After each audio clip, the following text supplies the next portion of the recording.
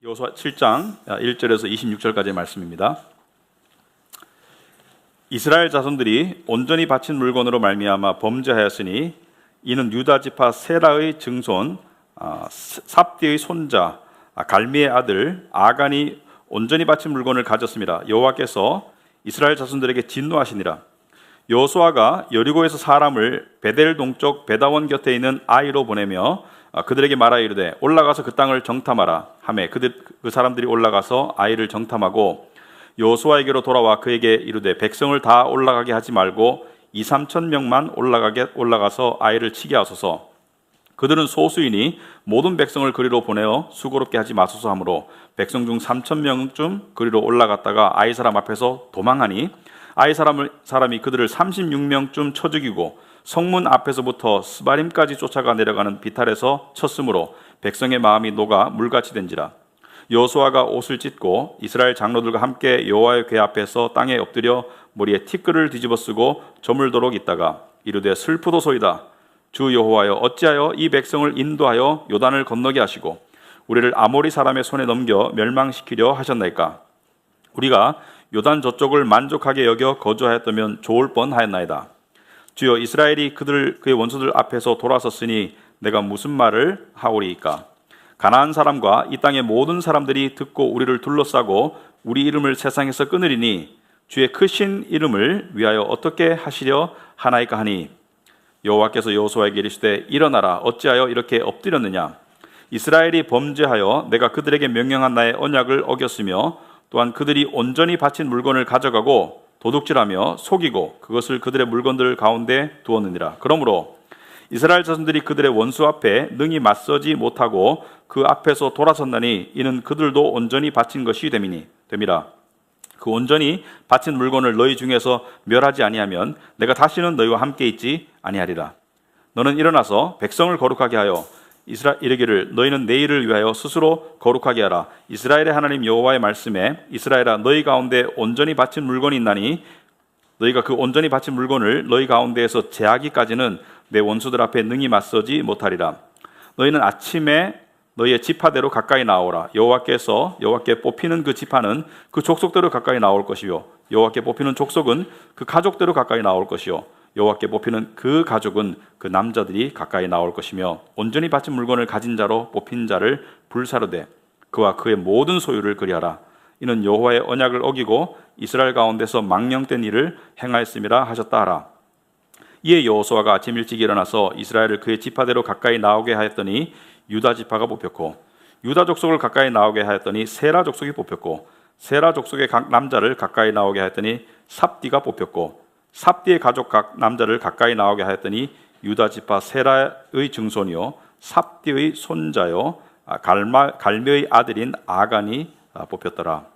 그러므로 여호수아가 아간에게 이르되 내 아들아 청하노니 이스라엘의 하나님 여호와께 영광을 돌려 그 앞에 자복하고 네가 행한 일을 내게 알게 하라. 그 일을 내게 숨기지 말라 하니 아간이 여호수아에게 대답하여 이르되 참으로 나는 이스라엘의 하나님 여호와께 범죄하여 이러이러하게 행하였나이다. 내가 노력한 물건 중에 시날산의 아름다운 외투 한 벌과 은 200세겔과 그 무게가 50세겔 되는 금덩이 하나를 보고 탐내어 가졌나이다. 보소서 이제 그 물건들을 내 장막 가운데 땅속에 숨겨 감추었는데 은은 그 밑에 있나이다 하더라.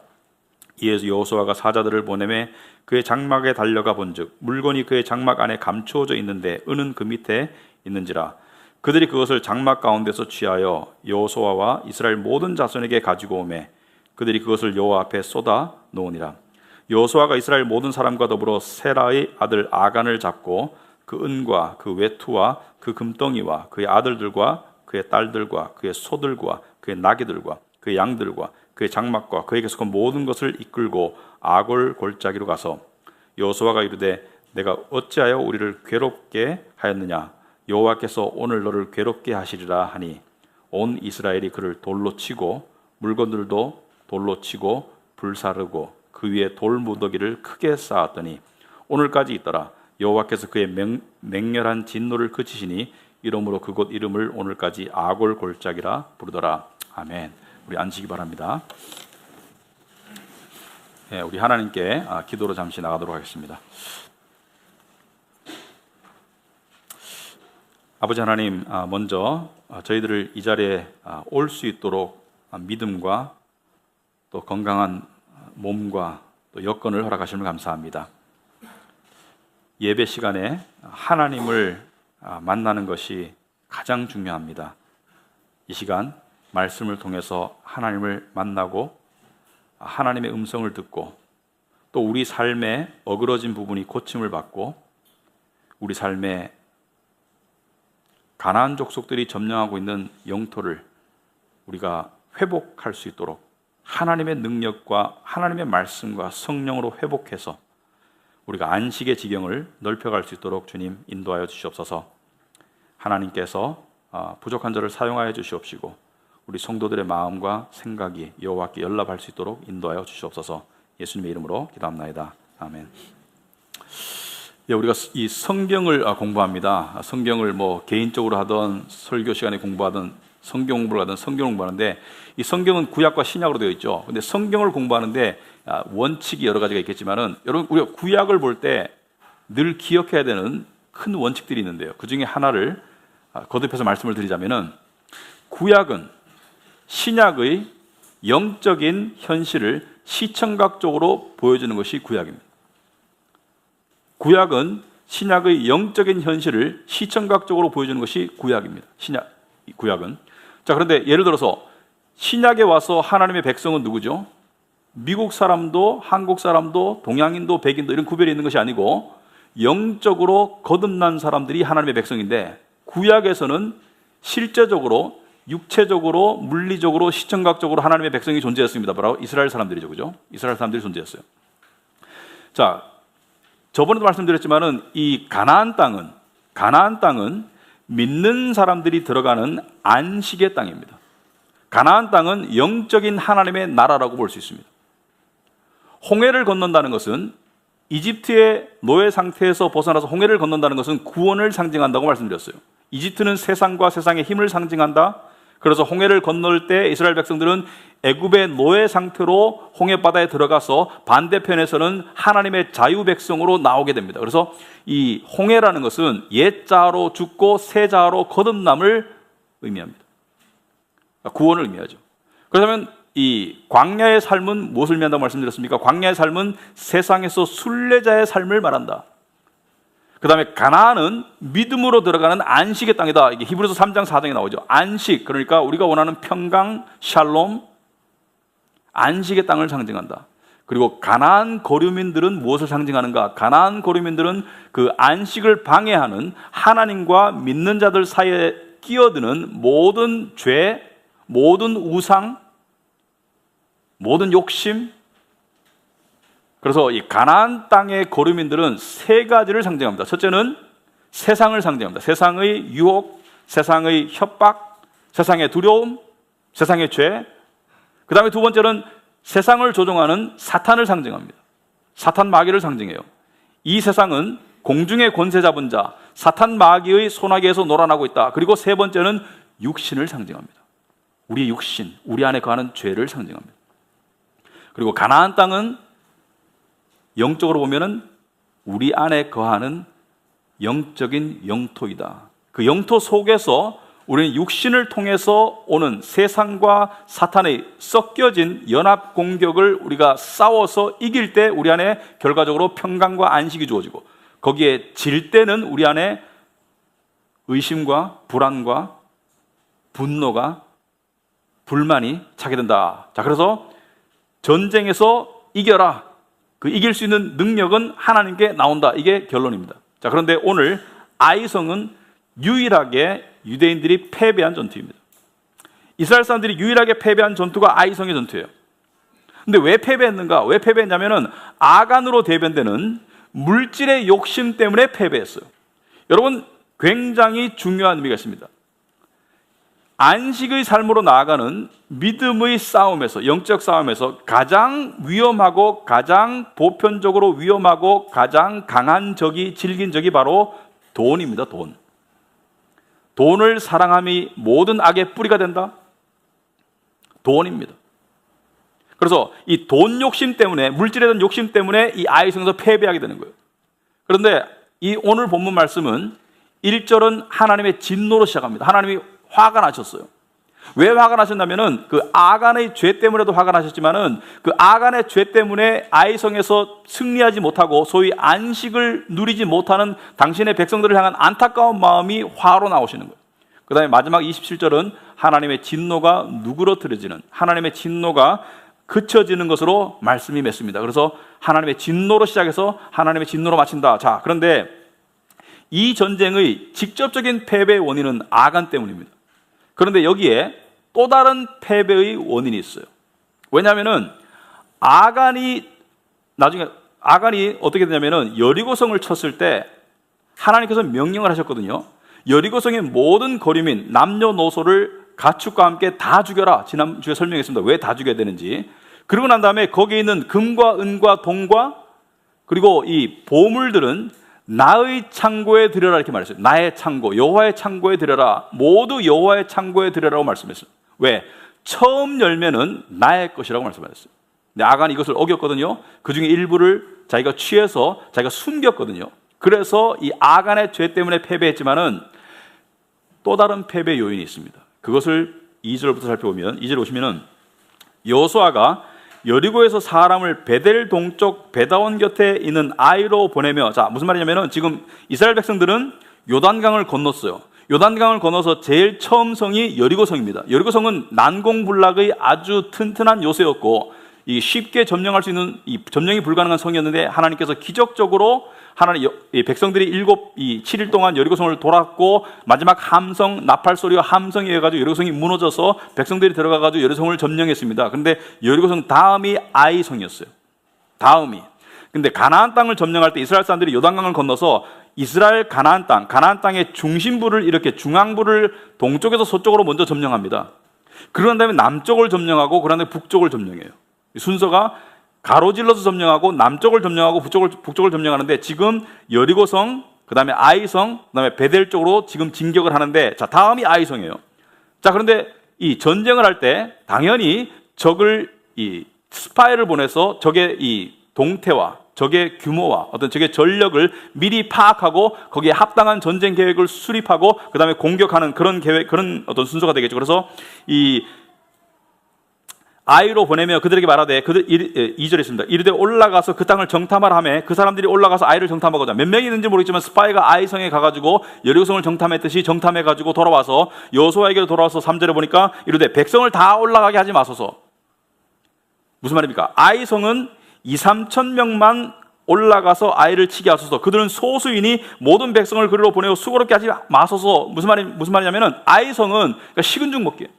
그러니까 이스라엘의 이 수많은 이 군사들이 다 갈 필요 없고 2-3천 명 정도만 가면 된다는 것은 공격하는 숫자가 약 3배가 될 때 승산이 있기 때문에 아이성 안에 군사는 1,000명이 안 된다고 봅니다.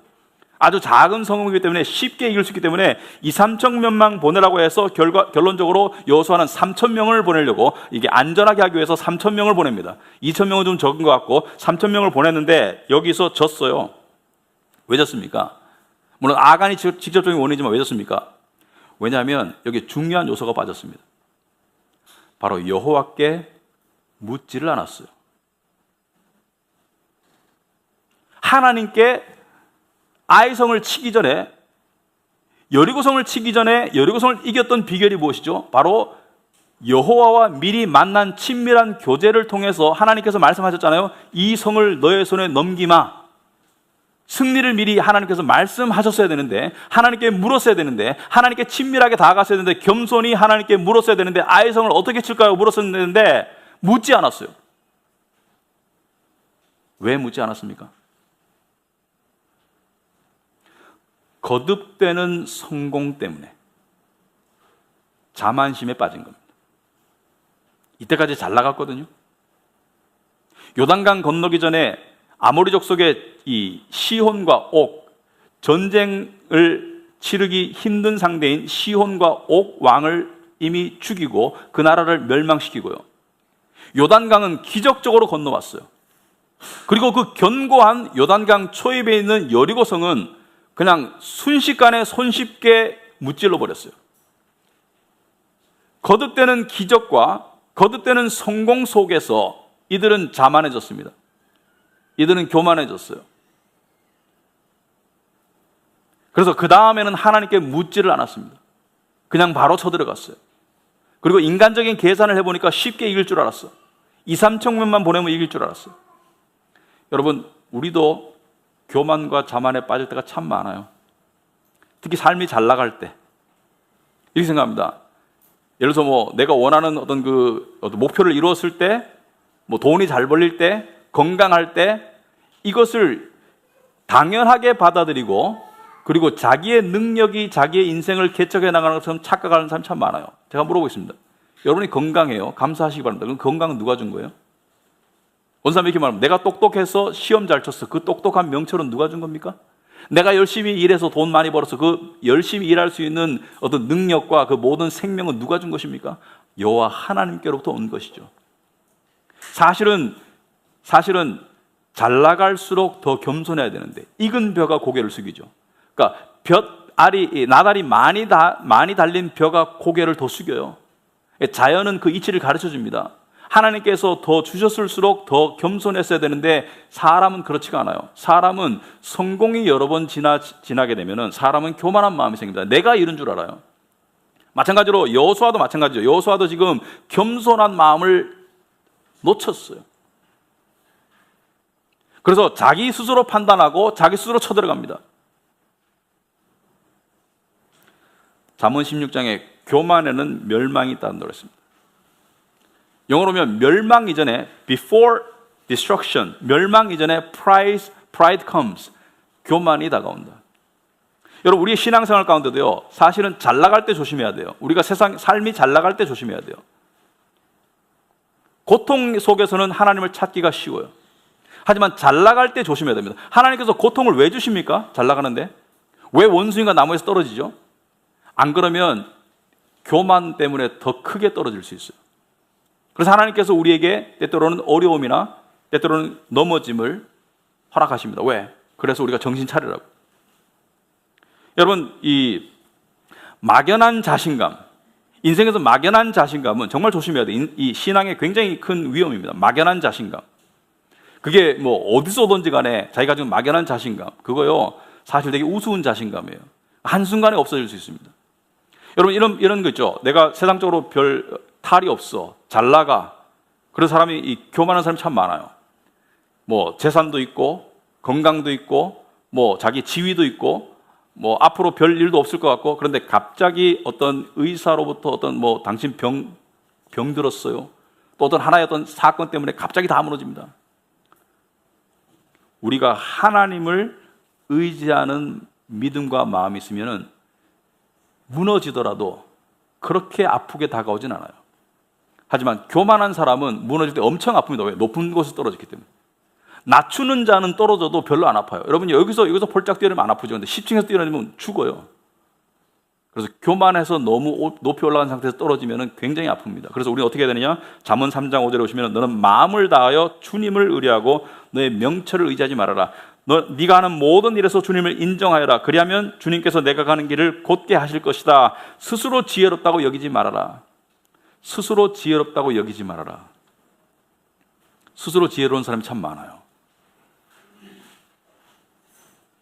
자, 여호수아의 마음도 교만했었어요. 여러분, 6장 마지막에 어떻게 끝납니까? 하나님께서 여호수아를 복주셔서 여호수아를 승리의 장수로 만드셔서 이스라엘의 지도자로 만드셔서 여호수아의 이름 때문에 가나안 사람들이 다 벌벌 떨도록 만들었어요. 근데 그 속에서 승리에 도취된 여호수아가 바로 넘어집니다. 그래서 이 7장 1절은 영어 성경에 보면 어떻게 시작합니까? 영어 성경에 보면 but, 그러나로 시작합니다. 그러나.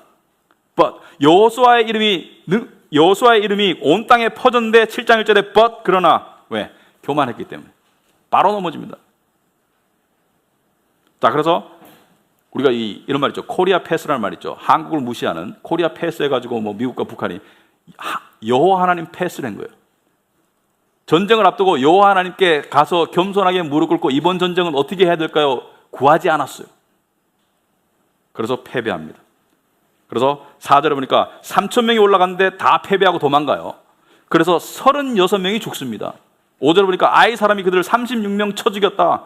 그리고 스바림까지 쫓아가 내려가는 비탈에서 섰으므로 백성의 마음이 녹아 물같이 된지라. 여러분이 보시면 되게 재밌습니다. 이 백성의 마음이 물같이 녹았다. 이게 무슨 뜻이죠? 두려움이 극하면은 마음이 물같이 녹는다. 두려움이 조금 있으면은 초조하고 불안하지만 두려움이 극하면은 마음이 녹아서 아주 사람이 그냥 이 의욕 상실 상태 되는데 이게 어디 나온 표현입니까? 이게 바로 라합이 가나안 사람들이 이스라엘 백성들 때문에 두려움 때문에 이스라엘 백성들 두려워해서 마음이 녹았다고 얘기했죠. 여호와 하나님 때문에 마음이 녹았어요. 지금 근데 거꾸로 이스라엘 백성의 마음이 녹았습니다. 이게 이 전세의 전환이 한꺼번에 일어난 거예요. 가나안 사람이 아니고 지금 이스라엘 백성들이 마음이 물같이 녹았어요. 왜? 전쟁 한번 패했기 때문에. 왜? 하나님을 의지하지 않았기 때문에. 그런데 여러분, 마음이 물같이 녹은 것은 좋은 거 아니에요. 여러분, 자신감은 좋은 겁니까? 나쁜 겁니까? 자신감은 필요한 겁니까? 필요 없는 겁니까? 필요한 거예요. 여러분, 세상 살면서 자신감이 없잖아요. 자신감 또는 확신, 담대함이 없지 않습니까? 그럼 찌그러져요. 세상 살면서 자신감, 담대함, 확신이 없으면 세상에서 비굴해집니다. 여러분, 여호수아 1장에 보시면 하나님께서 여호수아 보고라 했어요. 너는 마음을 강하게 하고 담대하라 그랬습니다. 자신감을 가져라. 마음을 강하게 하고 담대하라. 왜? 바로 여호와 너의 하나님께서 너와 함께 하기 때문에. 그래서 자신감에는 두 가지 종류의 자신감이 있습니다. 성경적인 자신감이 있고 세상적인 자신감이 있어요. 선한 자신감이 있고 악한 자신감이 있어요. 견고한 자신감이 있고 무너지는 자신감이 있습니다. 무조건적인 자신감이 있고 조건적인 자신감이 있습니다. 세상적인 조건에 의해서 자기 인간적인 능력에 의해서 나오는 자신감은 그것은 악한 것이고 세상적인 거예요. 하지만 하나님은 우리에게 자신감을 가지라고 그래요. 어떤 자신감? 바로 하나님으로부터 나오는 자신감. 하나님이 나와 함께하기 때문에 나오는 자신감. 이걸 복음의 자신감이라고 합니다. 하나님이 우리를 이처럼 사랑하사, 나를 이처럼 사랑하사 독생자를 주셨다. 그것으로 나오는 자신감. 하나님이 나와 함께 하신다는 것으로 나오는 자신감. 하나님이 나를 보살피시는 것을 믿는 것으로 나오는 자신감. 내가 공중에 나는 새도 먹이는데 하물며 너일까 보냐. 그러므로 돈 앞에서 비굴해지지 않는 자신감.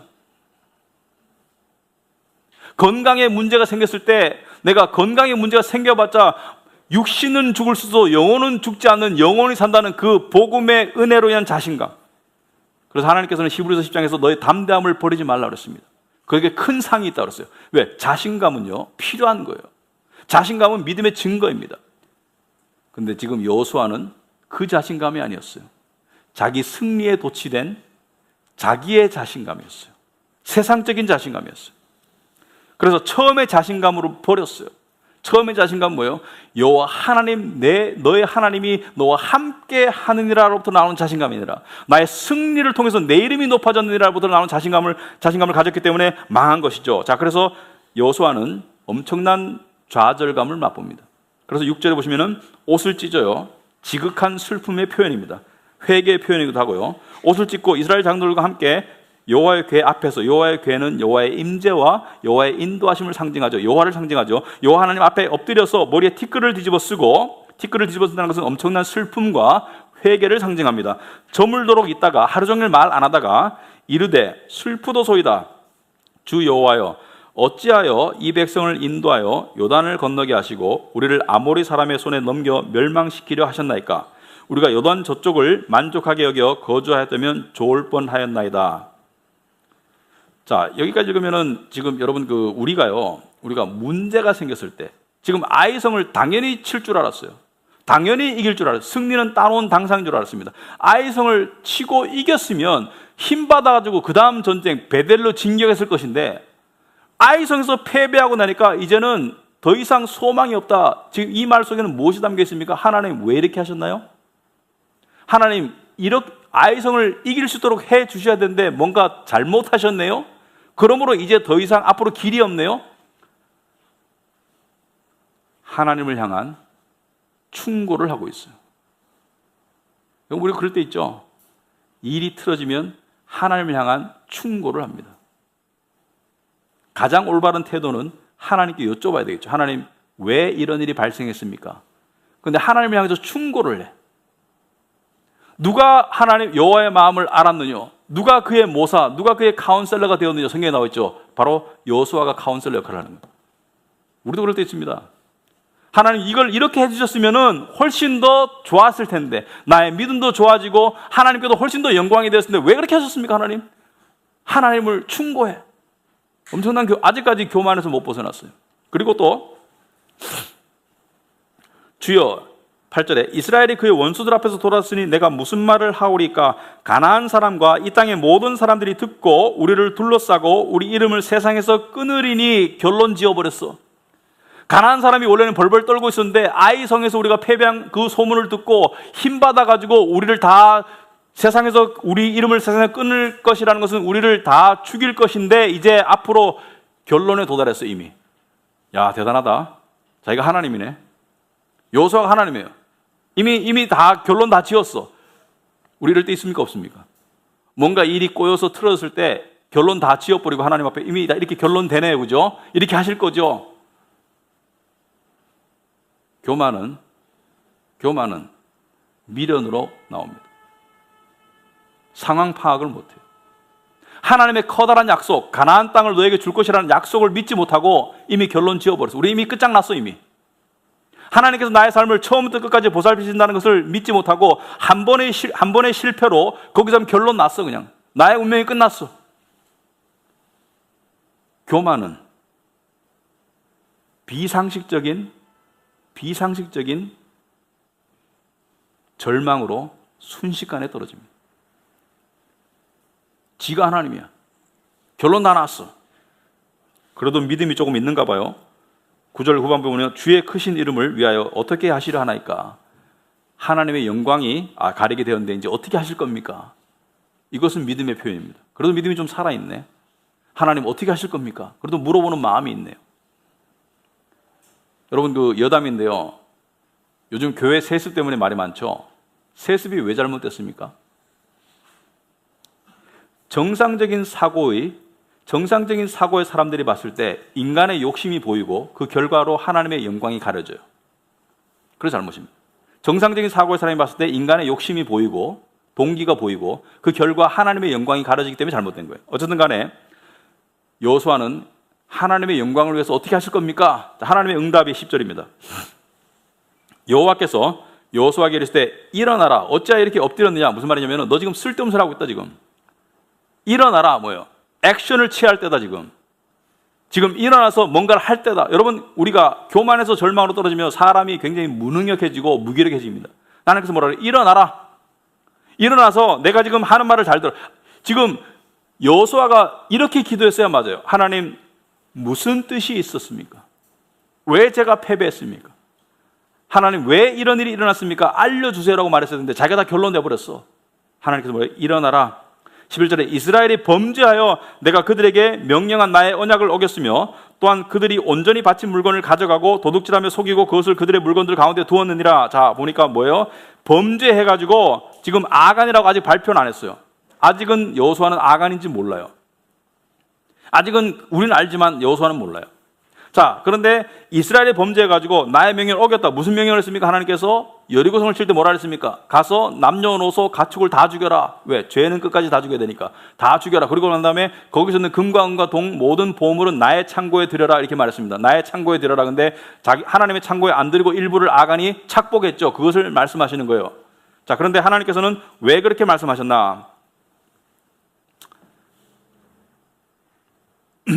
오직 여리고성의 전투에서만 모든 전리품을 당신의 창고에 들이라고 했습니다.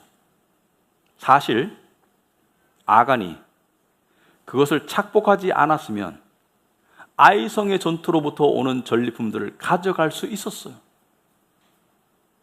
왜냐하면 8장 2절에 이제 8장은 아이성의 승리에 관한 말씀인데 8장 2절에 보면 이렇게 나와 있죠. 너는 아이성과 그 왕에게도 여리고와 그 왕에게 한 것처럼 하고 무슨 말입니까? 다 몰살시켜라. 오직 전리품과 가축은 너희가 가져라. 그래서 너희가 가져라. 그죠? 아이성에서는 전리품과 가축을 너희가 가져라 이렇게 말했습니다. 근데 왜 여리고성에서는 다 나에게 가져와라 그랬습니까? 왜냐하면 첫 열매이기 때문에 그렇습니다. 첫 열매이기 때문에.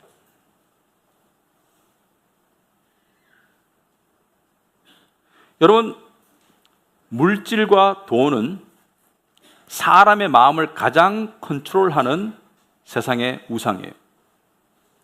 근데 물질과 돈 자체가 나쁜 것이 아니죠. 물질과 돈은 하나님께서 인간의 삶을 영위할 수 있도록 주시는 수단이고 축복이기도 합니다. 근데 물질과 돈에 대한 엄청난 욕심이 자동적으로 나오죠. 자동적으로 돌출되죠. 그럴 때 하나님께서 처음 열매를 나한테 바치라는 것은 뭐예요? 첫째는 그 물질과 돈으로 하나님을 인정하라는 것이요. 하나님이 주인인 되심을 인정하라. 두 번째는 뭐예요? 물질과 돈을 향해서 이 자동적으로 쏠려가는 그 마음을 꺾고 하나님께 마음을 예배로 드려라. 이게 그 의미가 있습니다. 하나님이 물질이 필요합니까? 하나님이 여리고성의 전리품이 필요합니까? 아니죠. 물론 하나님의 교회가 그 전리품을, 그 물질을 가지고 쓰겠지만은 하나님이 그 필요한 게 아니죠. 하나님께서 첫 열매를 바치라는 거예요.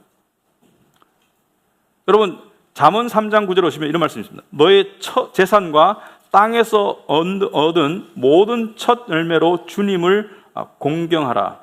그러면 너의 창고가 가득 차고 너의 포도주 통에 햇 포도주가 넘칠 것이다. 첫 열매를 하나님께 가져오면 하나님께서 너의 삶을 보살피실 것이다. 그러므로 물질을 자기가 다 가져감으로써 물질을 숭배하고 물질을 의지하고 물질을 쫓아가는 세상적인 삶이 아니라 첫 열매를 하나님께 드림으로 말미암아 하나님을 의지하는 믿음으로 살아라는 것이죠.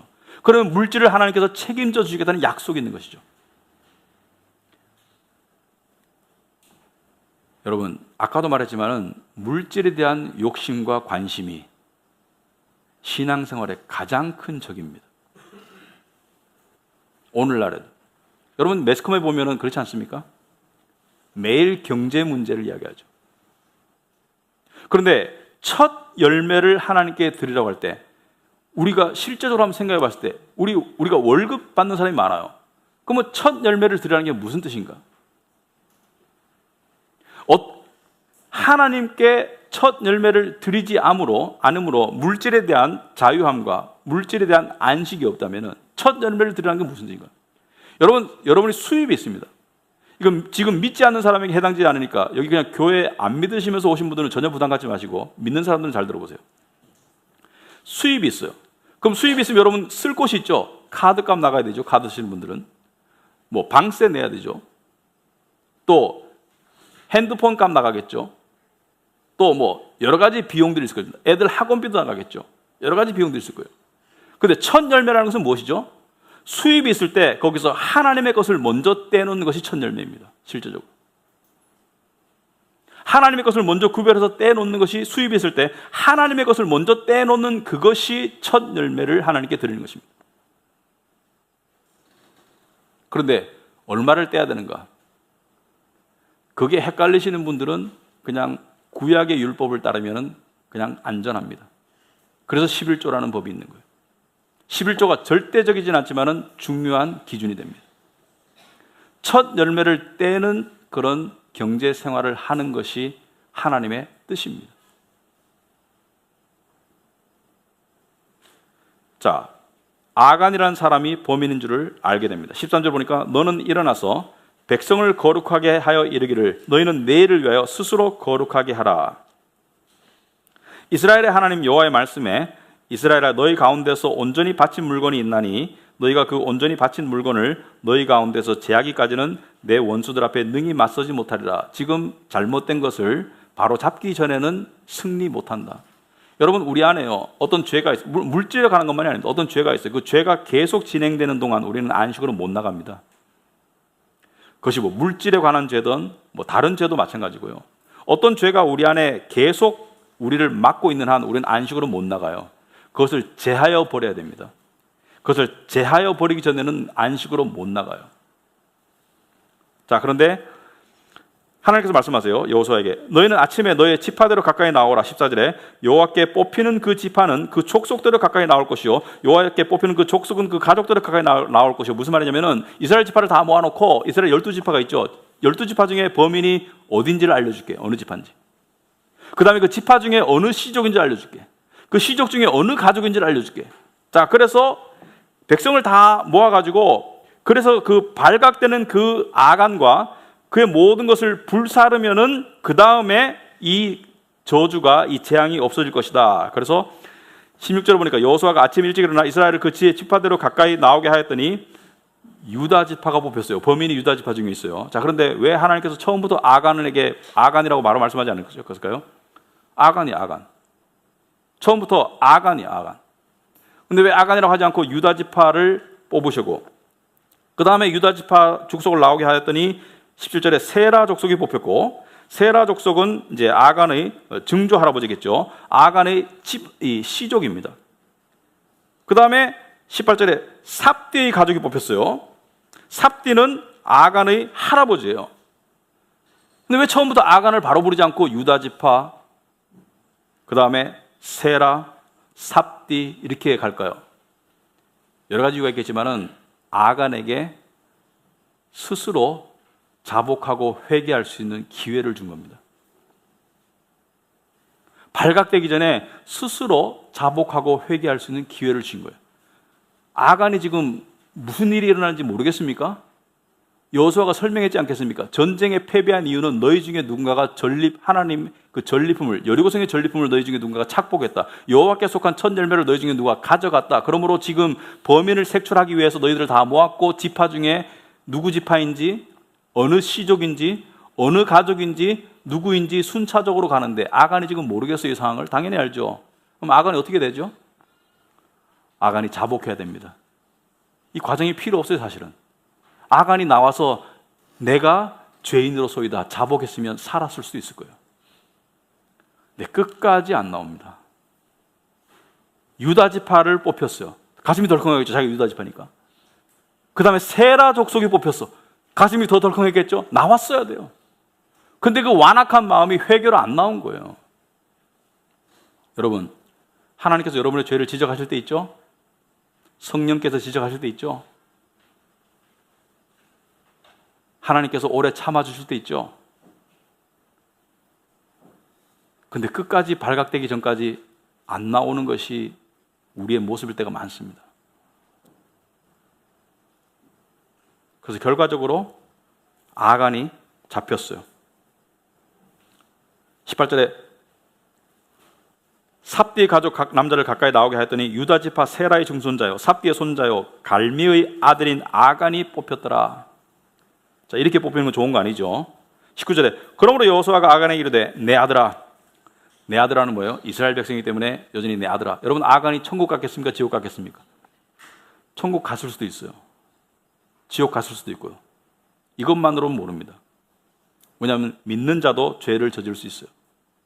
자, 그런데 내 아들아 청하노니 이스라엘의 하나님 여호와께 영광을 돌려 그 앞에 자복하고 내가 행한 일을 내게 알게 하라. 그 일을 내게 숨기지 말라 하니 아간이 여호수아에게 대답하여 이르되 참으로 나는 이스라엘의 하나님 여호와께 범죄하여 이러이러하게 행하였나이다. 내가 노력한 물건 중에, 여리고성에서 노력한 물건 중에 시날산의 아름다운 외투 한 벌, 이게 옛날에는요 외투가 한 벌씩 있었어요.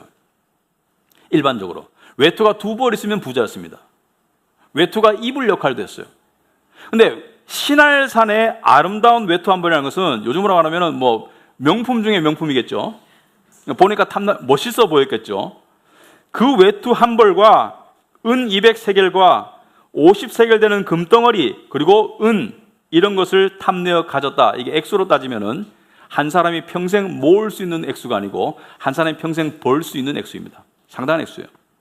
한 사람이 평생 벌 수 있는 상당한 액수를, 그 물건들을 내 장막 가운데 땅 속에 감추었는데 은은 그 밑에 있나이다. 지금 자백하는 것이죠. 자백하고 싶어서 합니까?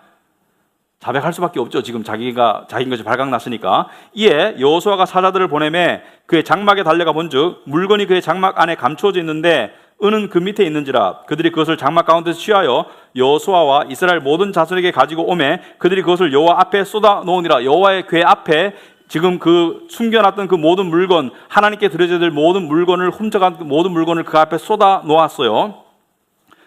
돈을 사랑함이 멸망의 씨앗이 되는 그런 관계입니다. 디모데전서 6장 10절에 돈을 사랑하는 것이 모든 악의 뿌리입니다. 오늘날 세상은 돈을 사랑하는 것을 그 어느 시대보다도 더 당연히 여깁니다. 모이면 다 돈 얘기예요. 모이면 부동산 얘기하고 주식 얘기하고 연봉 얘기, 모이면 돈 얘기예요. 돈 얘기밖에 관심이 없어. 초미의 관심사가 돈이야. 말세에 고통하는 때가 이르니 사람들이 자기를 사랑하고 돈을 사랑할 것이다. 돈 얘기하는 것을 부끄러워하지 않아요, 요즘 사람들은. 옛날 사람들은 돈 얘기하는 것을 좀 천하게 여겼습니다. 하여튼 간에 돈 때문에 지옥 가는 사람이 참 많아요. 부자가 천국 가는 것이 낙타가 바늘구멍 들어간 것보다 더 어렵다. 부자가 천국 못 간다는 것이 아니고요. 성경은 네가 부자이냐? 가졌느냐? 그 가진 것에 마음을 두지 말고 뭐라 그래요? 선한 일에 힘쓰라고 그래요. 멋진 부자가 될 수 있습니다. 부자라고 다 지옥 가는 게 아니에요. 그렇지만 어렵다는 거예요. 왜? 돈을 가진 사람은 그 돈에 의존하기가 너무 쉽기 때문에.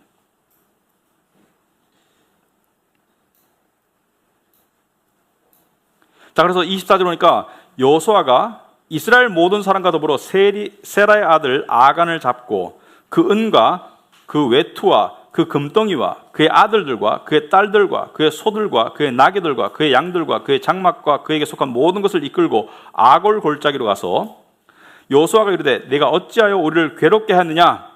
너 때문에 우리가 괴로웠다.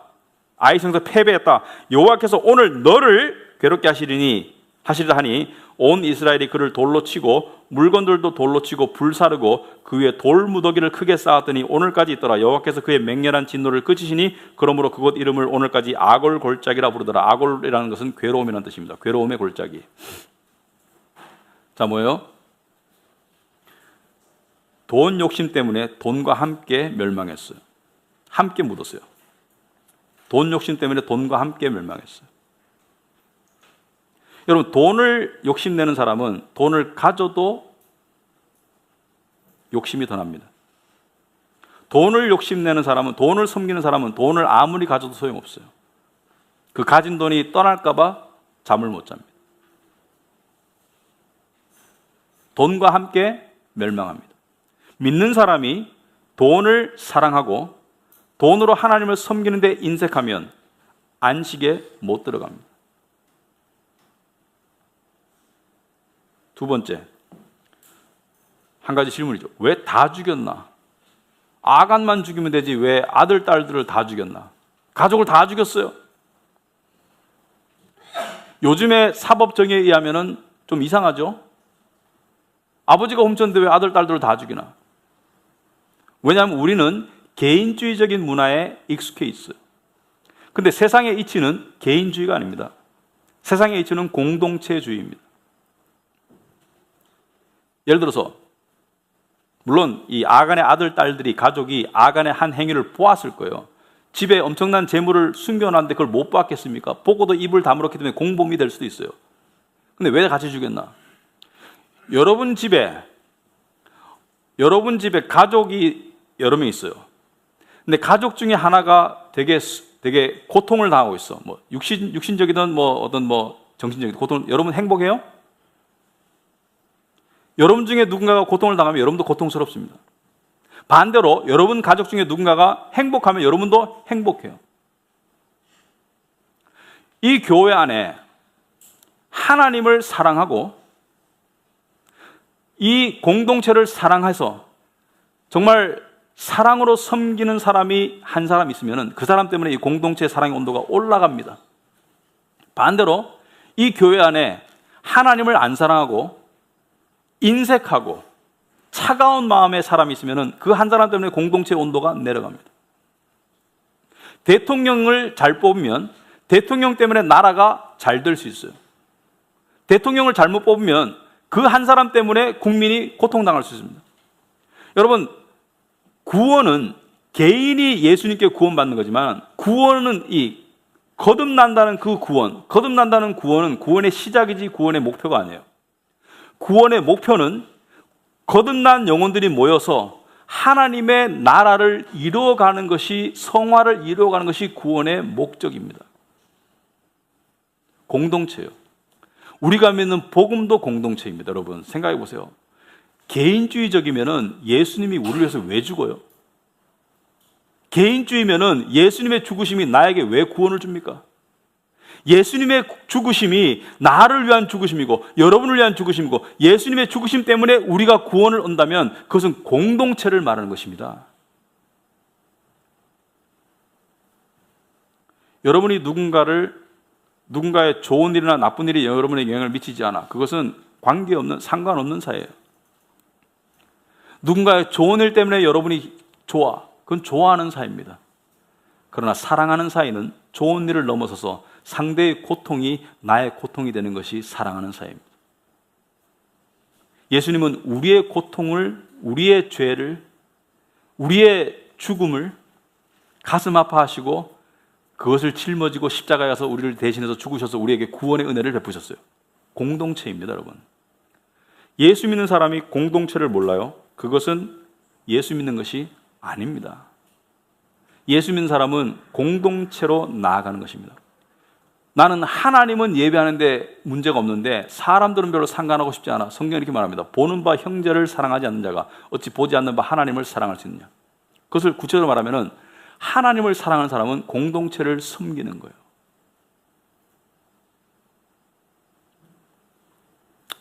여러분, 요즘 우리나라가요 상당히 우울합니다. 많은 사람들이. 물론 우리가 같이 우울할 필요는 없어요. 예수 믿는 사람들이. 근데 전반적으로 굉장히 우울해요. 근데 우울한 원인 중에 가장 큰 원인이 뭐예요? 요즘 뉴스 틀면 가장 많이 나오는 게 뭐죠? 집값이에요. 근데 가만히 보세요. 집값이 그냥 올라가는 걸 내가 어떻게 하겠습니까? 근데 문제는 뭐예요? 일부 사람들이 집값을 담합해. 그리고 집값을 내리는 부동산이나 그런 데는 막 거래 안 하고 왕따시키고 자기들끼리 목표 가격을 정해놓고 집값을 담합해서 그렇게 올려. 그래서 정부에서 조사 나섰죠. 이게 뭐 하는 겁니까 도대체? 그러니까 사람들이 이민 가고 싶어 하는 거예요. 다른 사람들이 아무리 박탈감을 느끼던 나만 좋으면 돼. 이게 후진국입니다. 돈 많이 번다고 선진국 아니에요. 이게 후진국입니다. 자기만 잘 살게 되면은 남이 상대적 박탈감을 느끼든 여러분 가만히 앉아가지고 그냥 뭐 한 달에 뭐 1억 벌었다, 뭐 2억 벌었다 이런 사람들이 많대잖아요. 근데 그게 사람이 그걸 조작해가지고 우리 동네만 올라가면 돼.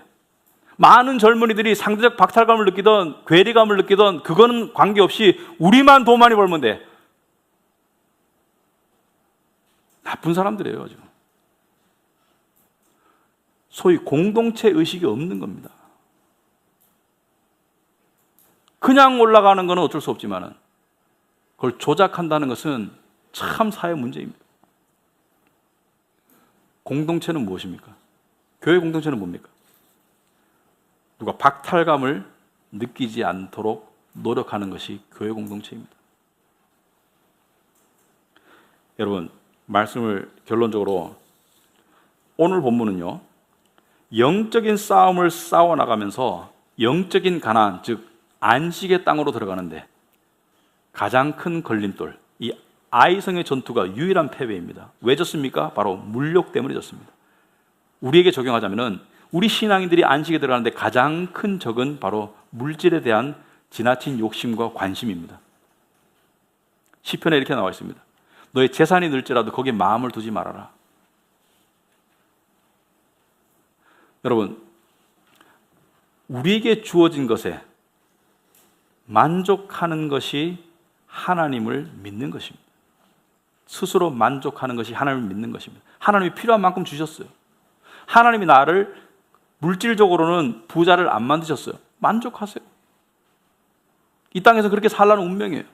하나님이 나에게 물질을 주셨어요. 하나님을 섬기세요.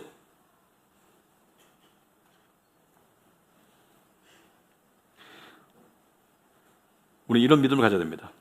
하나님께서 우리의 필요를, 나의 필요를 공급하신다. 이때까지 살아보니까 모르겠습니까? 필요를 공급하시죠. 아멘. 필요를 공급하세요. 두 번째, 돈이 전부라고 생각하는 이 세대를 본받지 말고 마음을 새롭게 함으로 변화를 받아나가자. 더 큰 관심사를 가지자. 궁극적인 관심사는 뭡니까? 하나님과 하나님의 공동체입니다. 그리고 세 번째, 돈과의 싸움은 치열한 싸움입니다. 한 번에 끝나지 않아요. 돈에 대한 욕심의 죄는 한 번에 쓰러지지 않습니다. 다른 죄와 마찬가지예요. 어떻게 됩니까? 하나님의 뜻에 따라 물질 생활을 하시기 바랍니다. 그것이 하나님께서 사실은요, 여전히 믿는 사람이 말씀드리는 거예요. 여전히 예를 들어서 11조를 내는 것이 아깝고 그것이 많다고 인색하는 사람들, 물론 형편이 어려워서 못 낼 수 있습니다. 그건 이해돼요. 제 말을 그냥 이게 절대적이라는 것은 아니에요. 하지만 그것이 여전히 아깝고 그런 사람은 아직까지도 물질의 노예예요. 하나님의 방법대로 살아나가는 사람이 정말로 물질에서 안식을 얻게 됩니다. 왜냐? 그것은 자람이거든요. 공동체를 향한 자람이에요. 공동체의 필요를 함께 섬겨나가는 사랑의 자람입니다. 그래서 오늘 본문을 통해서 그것을 꼭 기억하시기 바랍니다. 그리고 여러분 스스로 또 나이 드신 분들은 자녀가 있으면 자녀들에게도 반드시 성경적인 그런 물질관을 가르쳐 나갈 수 있기를 바랍니다. 기도하겠습니다.